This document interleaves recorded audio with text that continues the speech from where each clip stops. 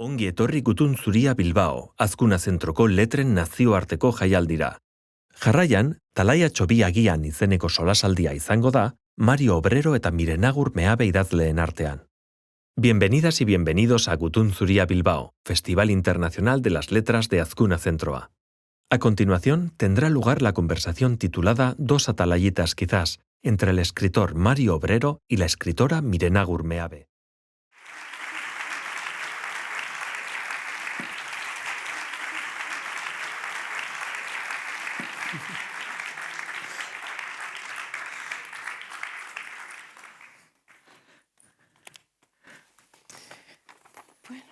Arratsaldeon danori eta Well, good evening, everybody. Thank you very much for attending. And of course, thank you to the Azkuna Zentroa for having us and for organizing this talk.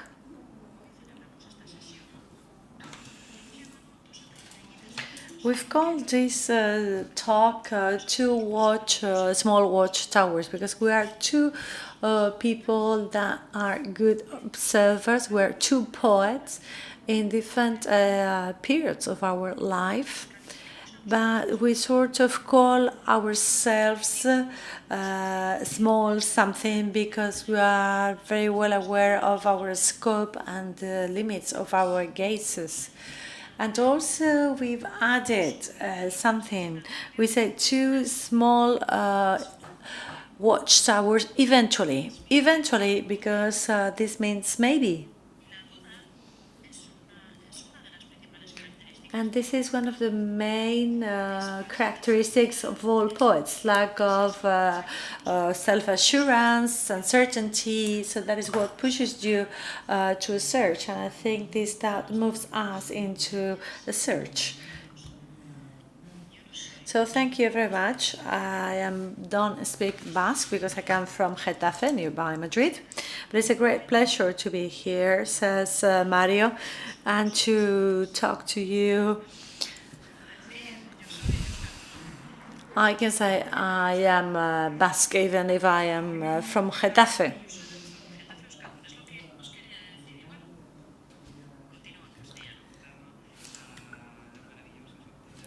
So it's a great pleasure to approach these wonderful writers.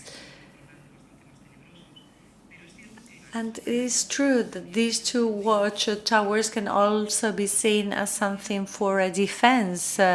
These two different ways to understand the world. One is proposed by the power and the other by poetry. So this watchtower that is really phallic and very male, very masculine, and because tries to fight everything they don't know.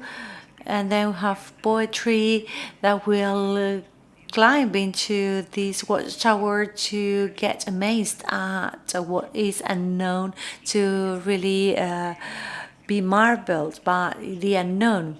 And I think we've got this special relationship with things we don't know, and also our both watch towers sometimes can also be places of sisterhood beyond linguistic violence, that suddenly we have this sisterhood, or also sometimes we get very much apart. I think that doing the dishes is something very different. By fricare, also in Latin means a caress. So I think that dignifies really this task that many of our ancestors did. That is when they had to do the dishes, for example. And this is why I think this vision from a watchtower is very important, and also to understand that a word has many also shades and many corners and leads to many other connections. And there is a poem called Small Small Chiquia Chiquia, and he reads a poem. Arrugas, habla todo y murmulla tanto, también lo que no sabe. Contactos, los labios andan su destino, el cielo y las almohadas, la raigambre meñique de los sucesos, todo parlotea en alta y baja voz. inconmensurables, sus lenguas, invisibles, las habitamos.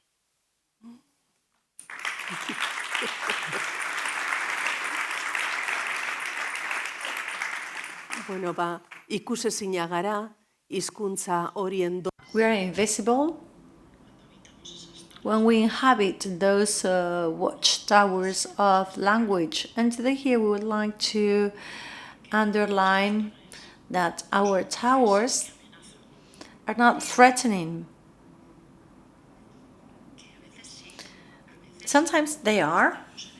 Sometimes we are in these watchtowers from where you have to fight arrows against the power. You have to shoot against the power when that power is oppressive or it castrates you or oppresses you.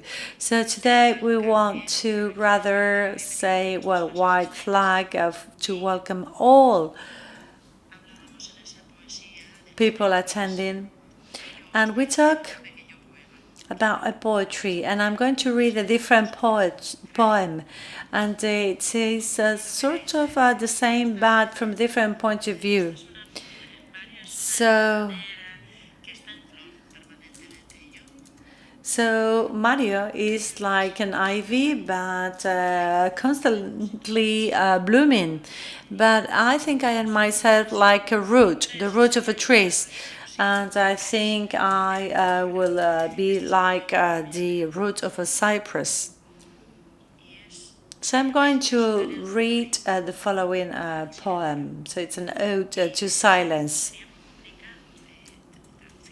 It will be very complicated to have a simultaneous translation of it, so I will do it myself. azote el paisaje de tu cuerpo. Cuentas con los dedos tus deseos. No son muchos. Ese recuento es posiblemente la mecánica que define tus edades. Tus pasos buscan en la hierba mojada la duda que es tu impulso. Caminas sobre tus islas y tus naufragios. Murmuras una frase sobre la vida y te la tragas. Envejecer es alimentar un silencio audaz. Eta sarreroren ondoren, galderan And after this short introduction, well, thank you.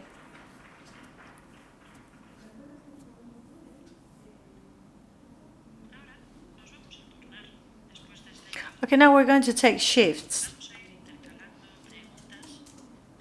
We'll make questions, and I would like to ask you a question about your most recent work, Magical Times, Tiempos Mágicos. Yeah, you just read a poem, and here we see the past, the present, and the future. And today's talk is about the future, but in a very poetical way and a very broad way. Is it optimistic, this title, or is it ironical? When are times magical? When we are in this position, like as if we are a shrink, well, you know, you don't know how to talk, really. I mean, here you're a poet, which is a pleasure, but you're also a member of the Basque Academia. Then you could say, well, I'm talking to an independent worker. I'm also an independent worker, she says. So I don't know whether the etymology of Belaunaldia means that Basque generation, that is where people really understand time as the places where one will flex a knee, put a knee down on the earth, and the generation is something that is generated. It's not something that is predetermined. It goes the same for the relationship with time. One can produce these little knees that help you walk your way, as you describe very well, considering all periods. and precisely understanding that in poetry and the words, this dichotomy disappears. What are magical times? Well, it is this plural necessity of finding not only a future that we cannot access, that might be a disaster, or a past where we are removed from and to which we cannot gain access because it's only the fruit of nostalgia. But also, there's another type of magic. This is about playing tricks.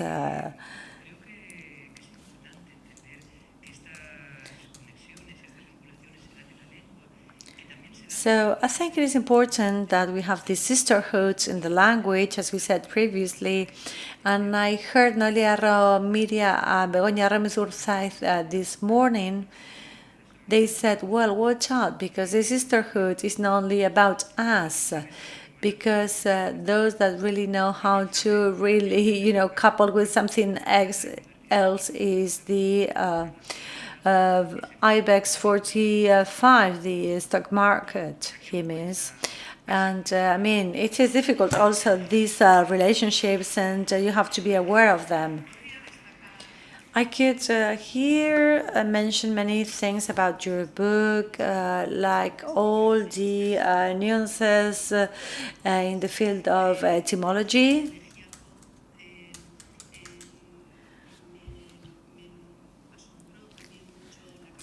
I was really amazed by how you're able to link poems that are not yours with some that are yours, and also the visitors here, well, the public, the audience here will be able to test that, check that out if they buy your books that are outside, by the way.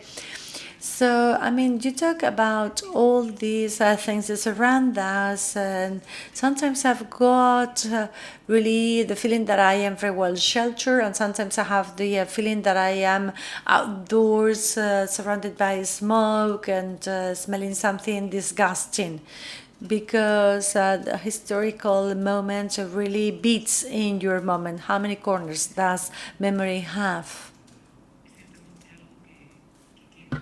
Well, that is something really that remains on that conscious language made by poetry when we pay attention to it, when we sort of hug it. And then that distance is our distance, the distance of all us. And Fran Fernandez Alvarez, that is neighbored.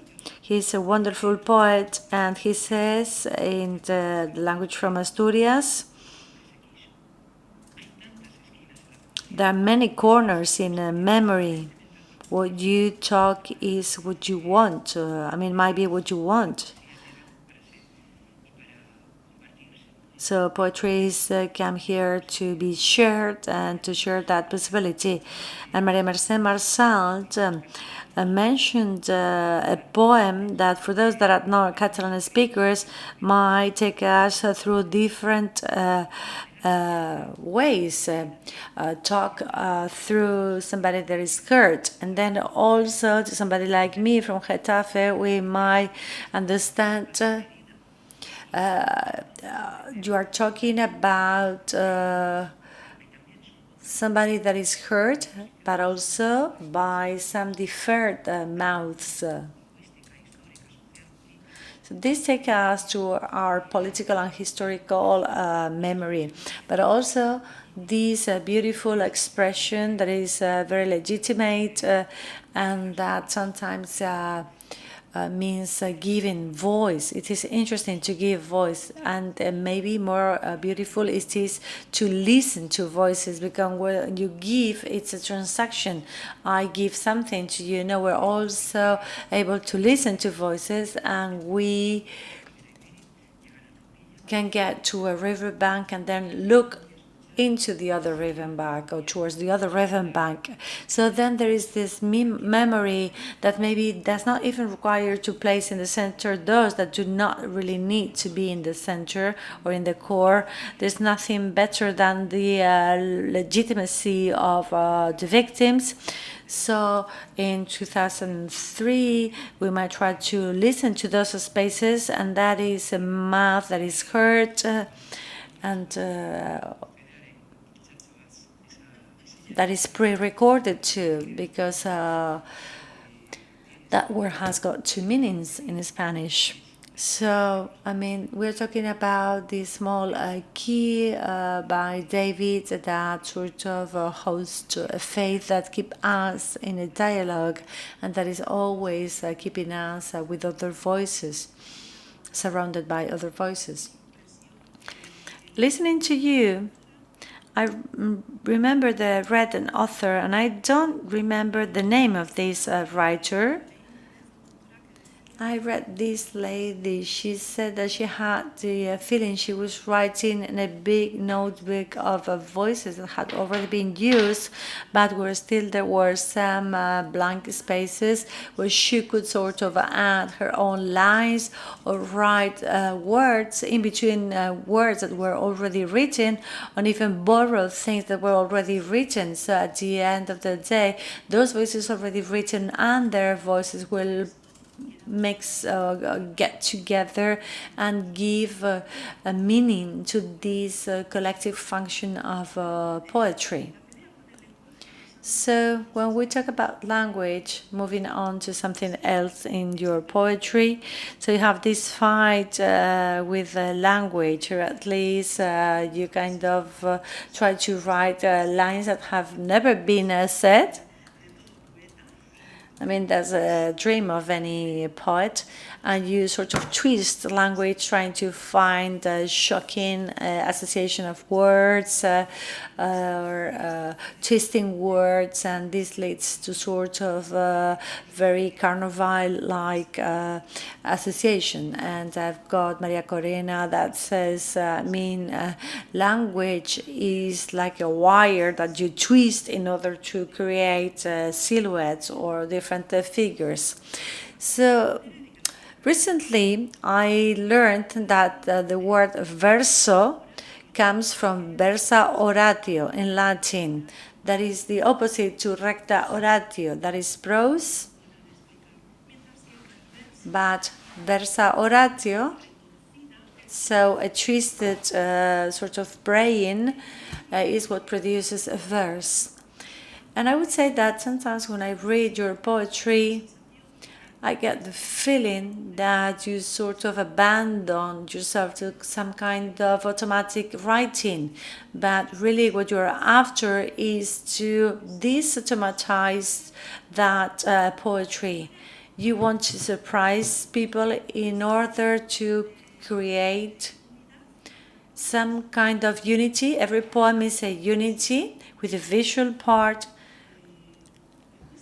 with an artistic part and a physical part in it. And this is a fruit of twisting grammar and using words in a very unexpected way. So I think this approach of yours that is about doing a research within the field of language, is this also your stand in the face of the world? Well, I like that beautiful comment you mentioned about this huge notebook where we've got some still spaces where we can write. And this is where you come from with your language when you're writing. Where I was born with my language and my writing. Previously, it was you, and then I came there with Spanish.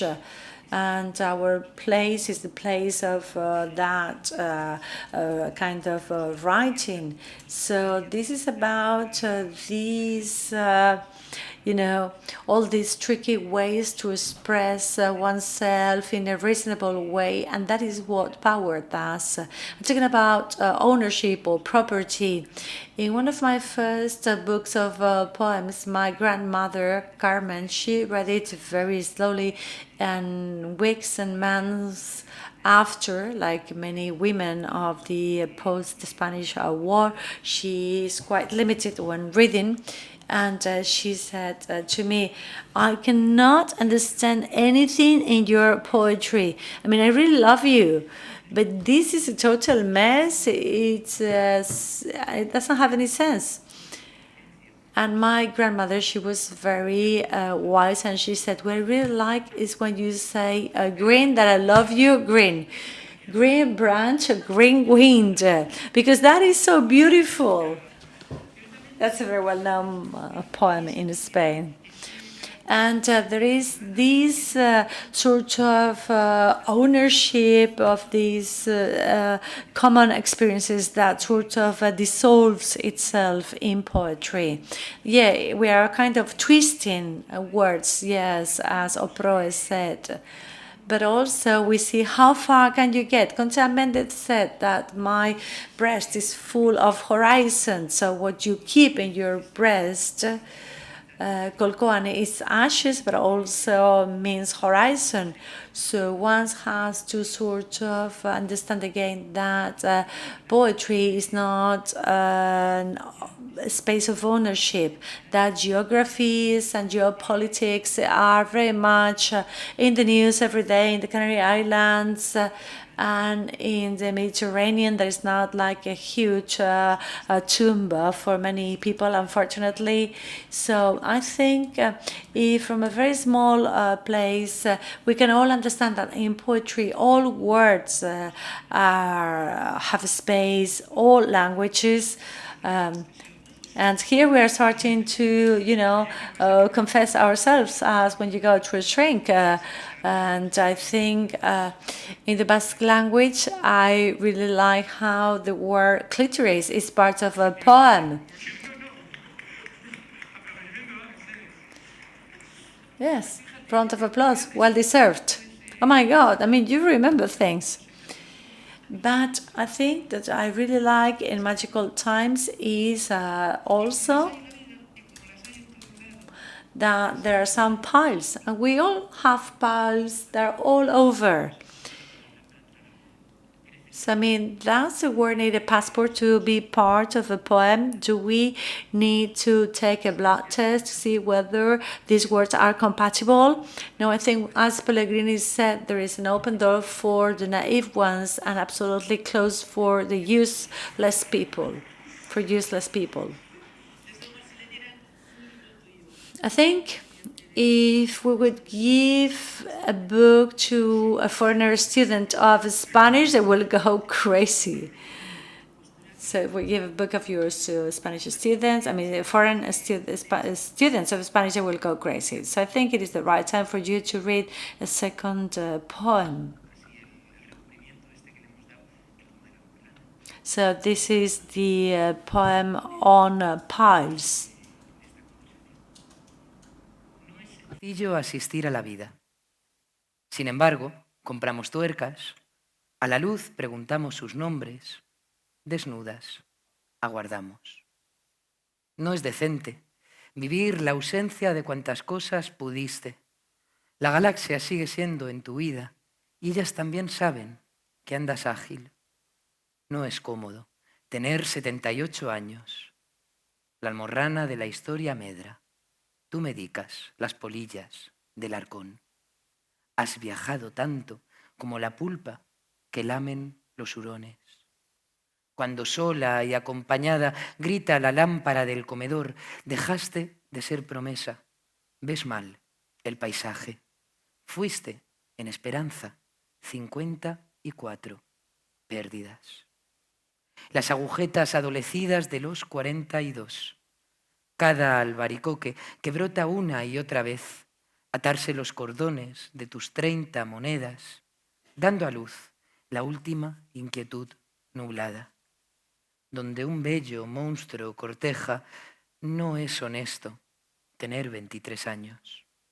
Has visto la menta fracturarse en adjetivos, a los 19 palpar terroso el traqueteo de los lunares. Momento en que el caño de la fuente susurra como ayer y como hoy. No es inteligente viajar a los paraísos en azul línea de autobús, comprar laurel y cuchillos a los 16 solos años. No es fácil guardar tus quejas de parturienta en el entrecejo de las monjas. Tener 12 años. No es sencillo asistir a la vida desprovista de calcetines rojos.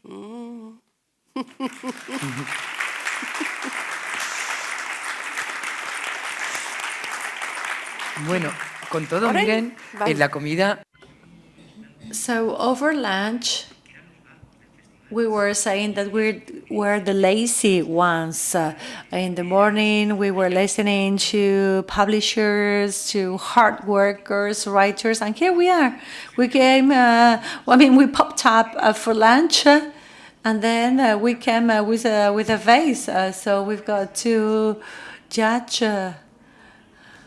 Because over lunch we were talking with some friends, and some friends said, "What are you going to talk about?" And we said, "Well, about the future, but what precisely do you want to talk about?" And I asked them, "What do you want us to talk about?" And so this is why some of them, they wrote on a page maker some words. So I don't know whether we should run this risk, but let's take shifts. So get one out of the vase. See how it goes.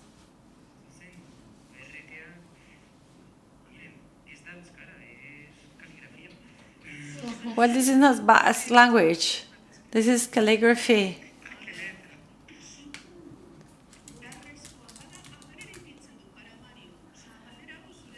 This is for Mario. This is for you.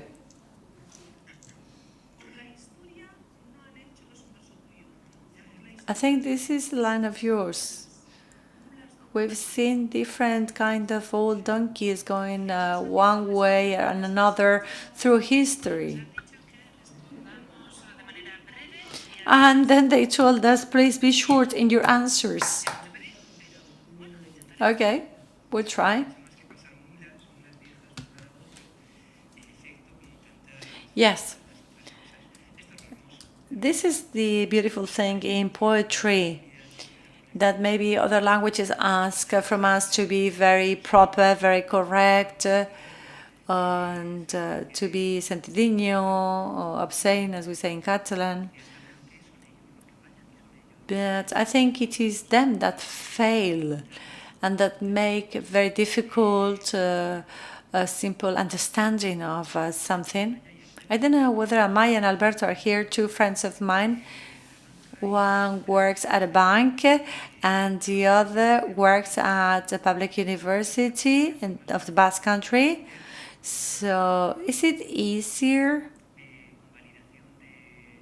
to understand how some aids from a department to the development of research, development and innovation for a year is easier to be understood or financially closed than one of our poems? If that is the case, please come here and explain it to us. So that very proper discourse is very improper, and ours, I think, is quite gladly improper. A ver. Ahí va. Oye, presta. Good. We haven't prepared this. It's for Miren Agur, addressed to me. Correct this statement, if necessary. And there's a poem of mine.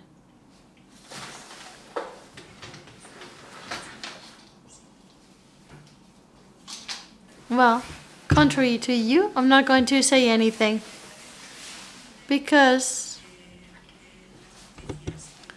the news that we see on television can be compared with a drawing, a painting of El Bosco, these tortures, this,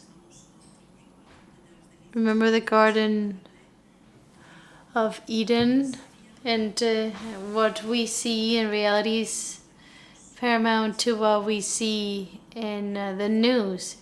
Earlier, you talked about structural violence. This can include closure of borders, migrations, so many things. And the media inform us about a world that is becoming, well, dire. So I won't correct my sentence.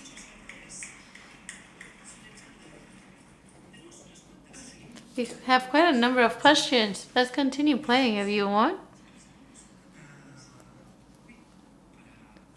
For both. Build a sentence. Use a sentence or create a sentence using the word fortune. Well, what comes to mind is a cigarette box of the brand Fortuna. Well, I'll give you some time to think. I already have a verse in mind, well chosen.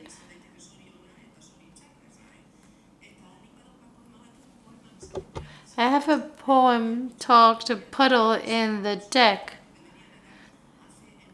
which is a middle-aged woman. She is watching a puddle by the harbor in a dock.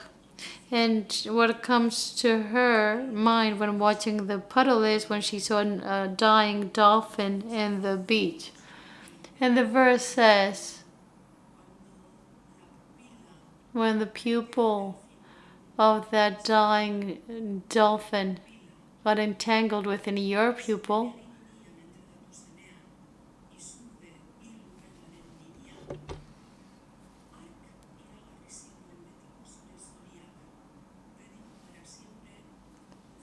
it was able to predict forever your fortune, and it was in a cigarette box. What was the fortune?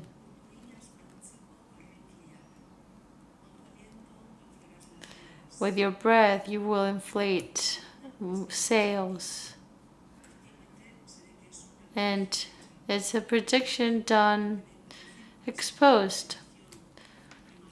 With this imagined forecast or prediction, we see that in life, one needs to be autonomous, and on the other hand, in life, it would be necessary for me to use terms, words to the service of beauty, to alleviate what ties me up, what drowns me. You will dress anchors with glitter. That's the reassuring power of poetry, I believe.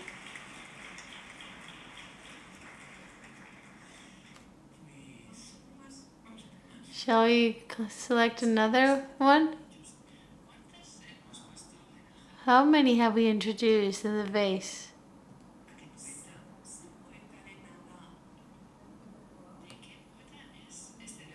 What poet does this verse come from? The future is born in my language. This is your verse. Not mine, it's not mine. But in this canvas of voices, sometimes I get confused. And when I hear something that I like, I think, will it be mine? This verse, my therapist would have loved it. The future is born in my language, because she always says that we are within language. And the way we speak with ourselves, we take new paths and shape the way we are. We are born in our language. And what is language, and how many names does language have?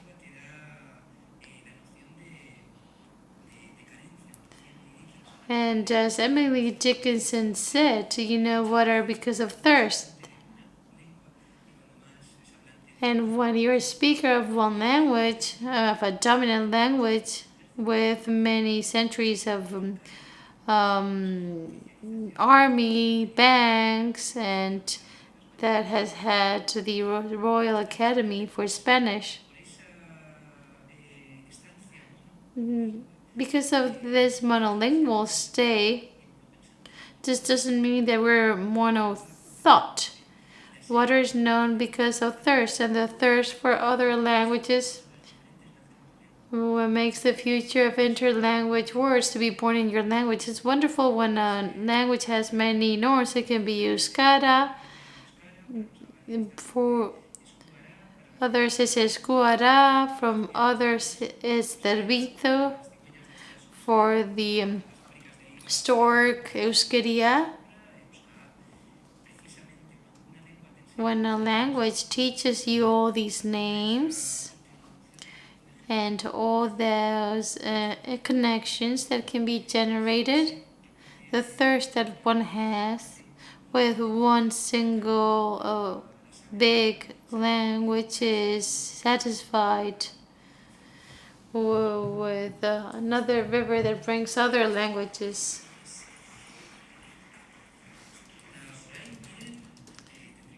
And now it's time for me to ask you. I'm curious, but I'm worried about time. I'll ask. When one asks a question to a poet, it's wonderful, of course, to read that poet. I'd like to ask you about the poetic journey for the métier, for the ogibidea, as we say in Basque. With what crumbs have you found along the way, as you say in your poems? With that subtlety, with trees, you walk the path. And as you journey on, you plant new seeds. I think that provides an answer, but could you describe this journey? The path, the journey. Earlier, I was thinking, what can I say about the future? Maybe I should talk about my fate. I think I can talk in the past. I'm in a time of reflection and a turning point because this year we have 40 years after my first book was published. It doesn't mean anything or mean so. For me, what this means is that I ask myself questions over and over and again. And José Luis Cancho and his diary also asked questions of this kind. He's in his 70s. I'm still not in my 70s, but I'm getting there. And his questions were, why did I start writing? Why have I written the books I've written? How would the books that I haven't written be? Those that I will never write? What would happen if I lose the fight of writing and I become, a tacky writer with no awareness of one's own mediocrity? These are thoughts that come to mind. I'm really worried about becoming someone that becomes vulgar. I'm worried about thinking that my body will stop talking, and when I talk about my body, I'm referring to the corpus, the written corpus, and the body that you can see, my body.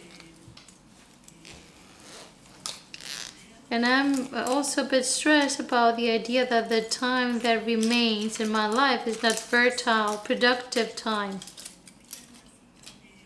There is a quote from Louise Dubé, the Canadian poet, from my generation, by the way, who asks herself this question. And in a verse, she says, should you be forced to abandon books and you had to face your shadow face to face? I find myself in that tension. And having said this, with that clarification, with that introduction, I think that in my path, my journey of the past 40 years,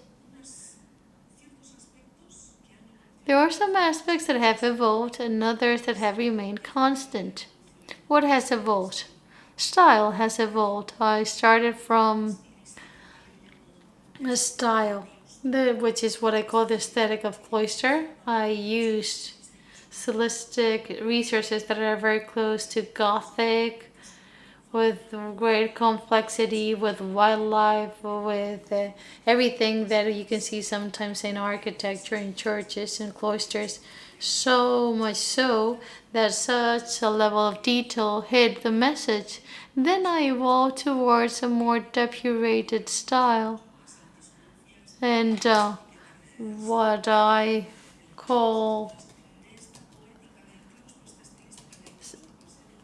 a more pompous or geranium poetry. I move from complexity to simplicity. I move towards the reality of households. You know, like those geraniums that you water a little bit but always flourish. And then I embarked on an eclectic stage combining the Baroque style and hybridizing my style. That's one characteristic of my text, the friction between the different genres. What noise, what wear is created when you mix play with poetry. I also toy around with fragmentation. As Virginia Woolf said, we only remember what we lived and experienced. So those moments that remain in the memory of our bodies and what we wrote, and the memory of our friendships, the memory of places and landscapes, that's what I call fragmentation as well. And as for themes that I have addressed, there are some ongoing themes that I have addressed. The topics have remained quite constant or have been sustained in time. These are not topics that only belong to me, but rather to a whole generation of women and other latitudes. I'm talking about poets from other languages. And the topics are the search for identity, because for us, writing has been an act of self-affirmation, a world in which the cultural sector was governed by men. When I started writing, it seemed that we only had narrator men in the first row and then poet men on row 2. So it was really hard to feel like a writer. Another theme or topic is the awareness of the body of women as attached, as tied. It's not the same to say the awareness of the body of a subject, a woman, or a woman that is tied up, toying around with words. It's a pun. Sujeto, sujeta, subject, and tied. One word with two meanings in Spanish. We've taken our body to the way we write. And in Basque literature, we have bodies that menstruate, that feed their children, menopausal bodies, aged bodies, ill bodies, etc., etc. I have gone through different stages. I've de-instrumentalized my body. I've wanted to rebel against the stereotypes of consumer society. But then I had a more metamorphic stage of giving birth or labor, but not in the delivery room, but having your body move so that those wings can come out. It's physical, emotional metamorphosis, and last, the stage of strangeness, of recognizing your body, not in the body of the other, but rather in your landscape. When I use the term body, I'm not thinking only about the senses and what's erotic. Body is also shivers, sweating, hair, nails, and those elements that are not as erotic. So I've gone through these different topics, I've traveled them.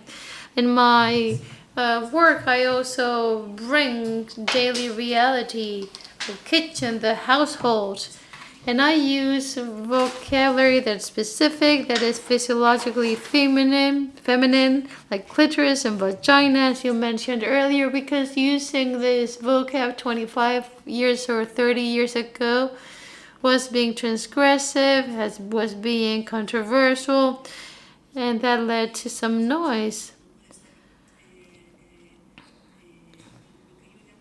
And then what I call the ethics of whispering. Epic and this is about paying attention to the voiceless, to those that do not have a voice. We need to embrace them. We need to understand the responsibility that we have regarding the violence exercised in the surrounding world, among them wars. It's beautiful when one starts talking about one's journey, what's to come, where you come from, but you ended up talking about others, about those others. Castillo Suarez says something beautiful, and I quote,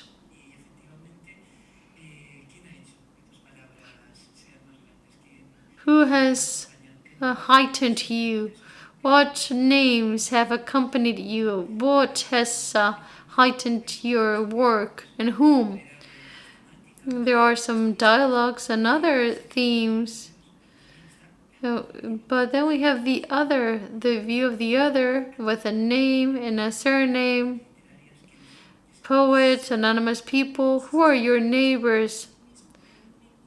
In my poetry, and in narrative as well, I do have a trend to communicate always with a stubat. It's a polyvalent you that can be a friend, can be my son, can be someone that comes from my past, a loved one who passed away. This voice that comes to mind, but at the same time becomes your ears. Because these people that lend us their voice, we can also grab their ears. They've inspired us, and now we want to give it back to them.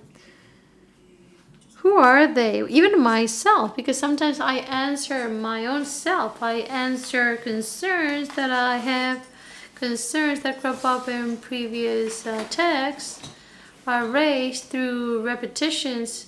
There's a great deal of intertextuality between my books, so that one of my books leans on another. It doesn't start from scratch. So there's this multiple you, myself, the family book, the family album, the people from my family are these voices that accompany me. And then the other, those others that you mentioned, and that I try to depict when I mentioned phrases like, and I quote, "We are many, many in one single sheath." We have some women that lighten our lives and that fire us up. Women that have been pioneers in the world of human rights. Women entrepreneurs that have advocated for freedom, that have searched new forms of expression. In my books, you have a catalog of celebrities. Some are real, others not.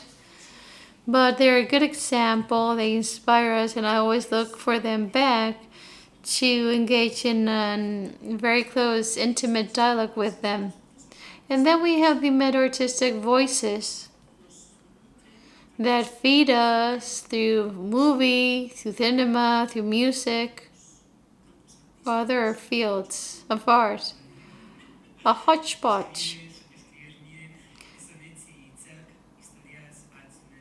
Let me quote you.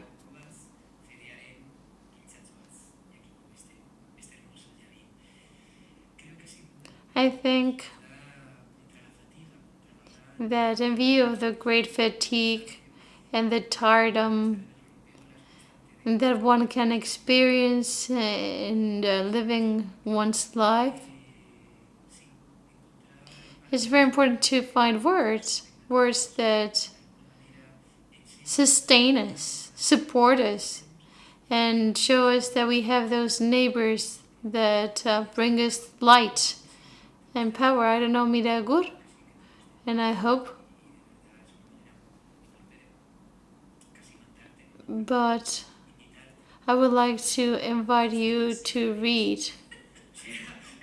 I was really looking forward to that. The poem that I'm going to read is a bit strange, or can seem a bit strange.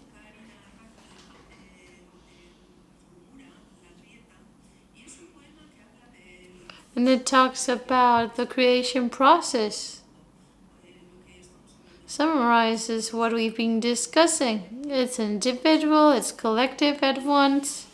It's about collecting something but also renewing.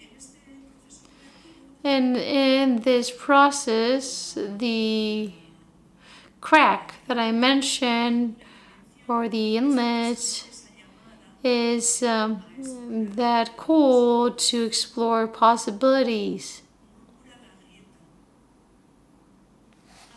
Por la grieta, el aire, el tiempo, un pájaro, un insecto, las almas. Hay una llamada en la rendija, boca entreabierta, una voz en la hendidura que completa el resto.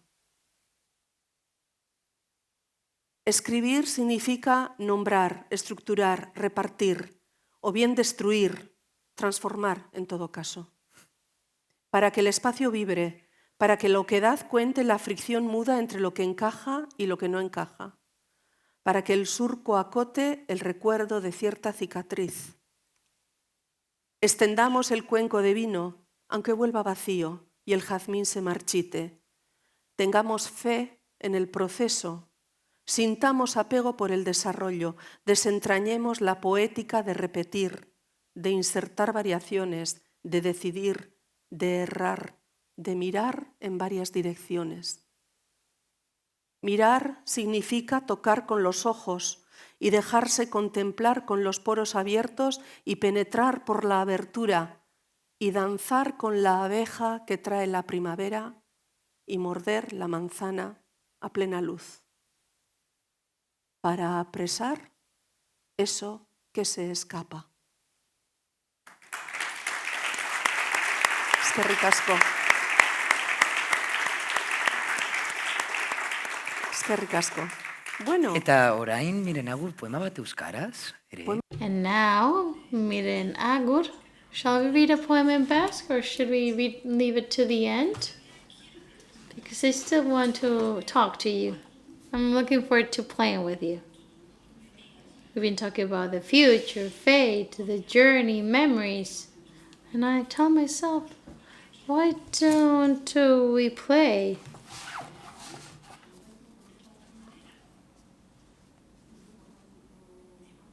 Why don't we draw the identity of someone? Why don't we do chiromancy? Why don't we try to see the future people? Let's read the poems. Let's do palmistry. I'm going to read your palm and see what I find, okay? I knew this was going to happen, so I washed my hands. Which one shall I select? Oh my goodness, there's a great deal here. We've already heard his poems. I'm sure there's a great deal here. There's a handful. Yeah, he's a craftsman of poetry. But what comes to mind are cherries. Cherries. Let me take a look at your hands. Let me read your palms. Look, they look much better than mine. Yeah, they're softer. Well, I should have, harsher hands. I don't see watchtowers, but I see espillos.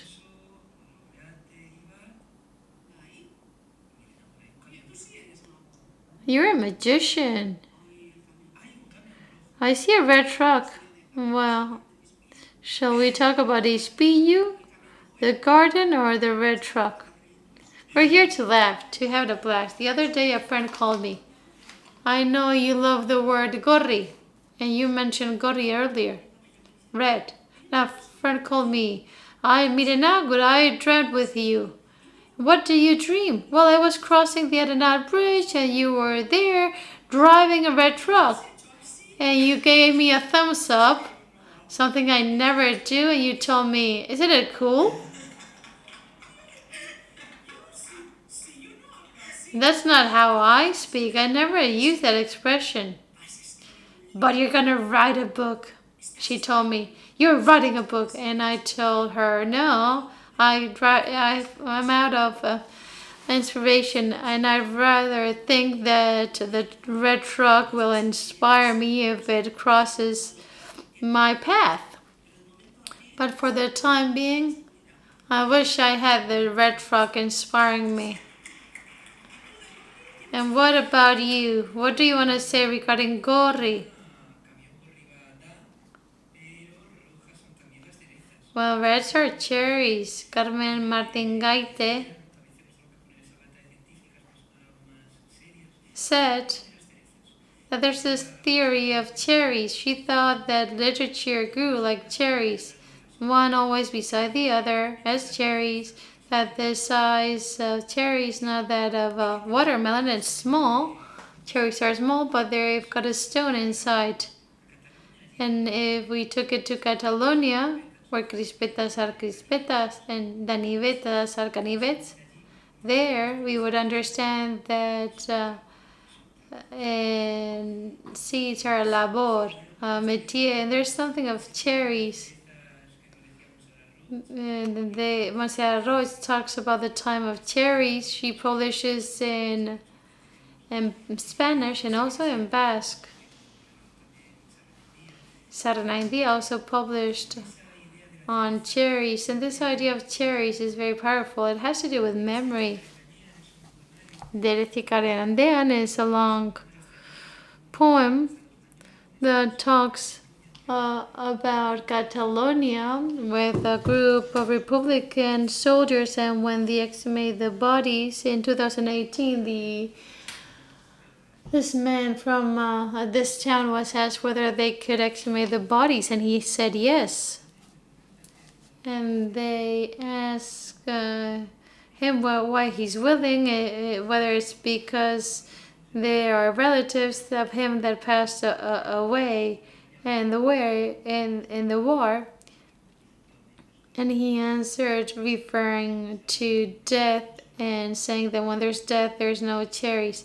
When we talk about memory, we don't talk about the 145,000 victims of the Civil War. And we mentioned that we should be cherries and to nourish ourselves, to grow and to find our roots and our substrate. We need something that is not silence, that is not imposition, and that is not violence turned into history. And that poem talks about many things. Pain is a universal language. It can be expressed in all languages. There's someone who once said, we are here with an unburied key and the dragonfly of estuaries. We're here, one side by side. Thank you. Bueno, tú como me has dicho que has visto... You said you saw a mirror, and it is true because along my poesy, I've done some 800,000 self-portrait, and it is not because I am self-centered, but always want to say why we use a mirror, why we do like a self-portrait, because that is to get to know yourself, to analyze yourself, and also it's an exercise, a long time to update your own image, how you see yourself, how you would like to see yourself both publicly and privately. So I've never been a woman of the cherries. I can be a glass woman, a heart woman, a cat woman, the woman of the notebook, and now I just want to be somebody. Since you said I've got to read a poem in Basque, I'm going to read this that I recently wrote in Christmas. It is a self-portrait, but it is like a list of things. It means somebody. It seems to be very long, but it's got an end. There I go. Egunero, bizkarreko minez jeikitzen den norbait. Errealitateak arantza bazartzen dionean, bidozidorretara abiatzen den norbait. Kamioi gorri baten bila dabilen norbait. Kamioi gorri hori inspirazioa delakoan. Goroldioa, iratzeak eta darnegartiak maite dituen norbait. Bizkotxoa eta albondigak semearentzat sekula egin ez dituen norbait. Gobernuzkanpoko erakundeetan kuota finkoak ordaintzen dituen norbait. Bankuan dirua sobera duen norbait. Berokiaren poltsikoa miatu eta errua topatzen duen norbait. Gizonezkoen ahotik maite zaitut gutxi entzun duen norbait. Saloi dantzarik ez dakien norbait. Benetan dena baino jakintzuagoa dirudien norbait. Promesa bat betetzearren urtebete bermutik probatzeke egon daitekeen norbait. Denporaren ondar guztian atzamarra sartzen ari den norbait. Bakardadean hiltzen dela imaginatu eta inporta etzaion norbait. Bere arima ispiluan astarrikatzen duen norbait. Beste askoren antzeko norbait, inorrez bezalako norbait, eskeleto ilegorria izan nahi duen norbait, hemen dagoen norbait, alde egingo duen norbait, atzera begira dagoen norbait.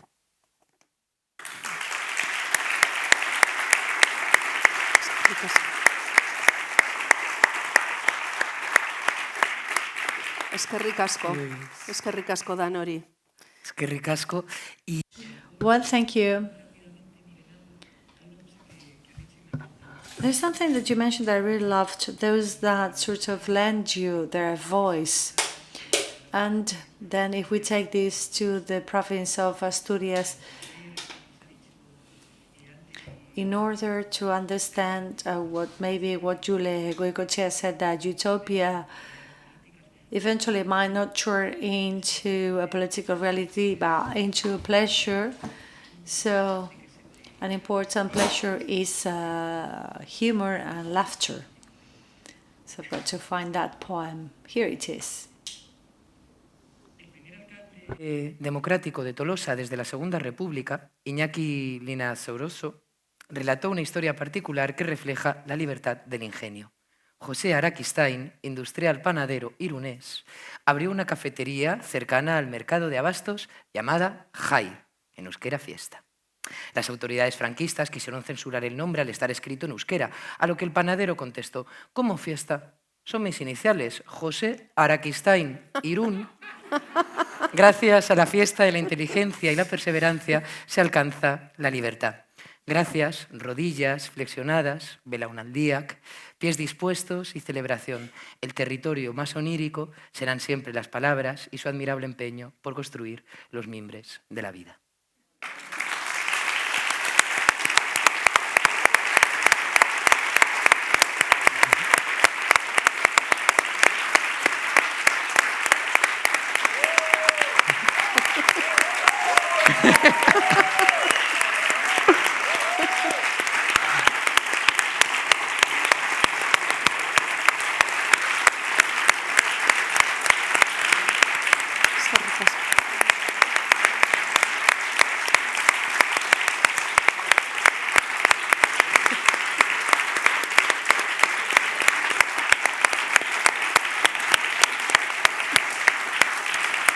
Eskerrik asko.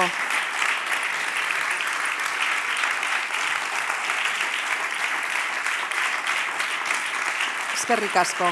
Eskerrik asko. Eskerrik asko denoi. Denborak ies egin digu, el tiempo ha volado. Well, time is up.